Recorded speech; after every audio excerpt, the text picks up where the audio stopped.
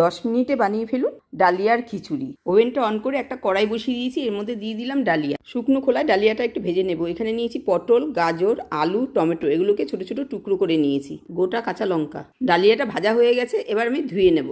কড়াইতে দিয়ে দিলাম তেল, তেলটা গরম হয়ে গেলে ফোড়নে দিয়ে দিলাম সাদা জিরে, শুকনো লঙ্কা, তেজপাতা। একটু নেড়ে নিয়েই এর মধ্যে সবজিগুলো সব দিয়ে দিচ্ছি। সবজিগুলো দিয়ে 2 মিনিট আমি ভাজবো। স্বাদ মতন লবণ দিয়ে দিলাম। ডালিয়াটা ভালো করে ধুয়ে নিয়ে জলটাকে ফেলে দিলাম।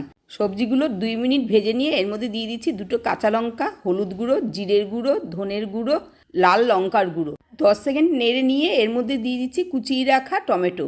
টমেটোটাকে দিয়ে আবারও 30 সেকেন্ড একটু ভালোভাবে নেড়ে নেব। হাফ চামচ কাশ্মীরি লঙ্কার গুঁড়ো দিলাম। এবারে ধুয়ে রাখা ডালিয়াটা দিয়ে 1 মিনিট ভেজে নেব। ওপর দিয়ে একটু গরম মশলার গুঁড়ো আর টেস্টটাকে ব্যালেন্স করার জন্য 1 চামচ চিনি দিয়ে দিলাম।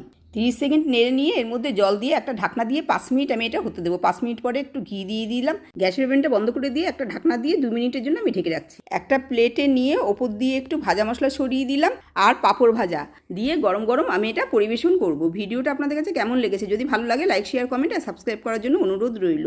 বেল আইকনটা ক্লিক করে দেবেন, যখনই আমি নতুন কোনো ভিডিও পাঠাবো সবার আগে আপনাদের কাছে পৌঁছে যাবে। আপনারা সবাই ভালো থাকবেন, সুস্থ থাকবেন। ধন্যবাদ।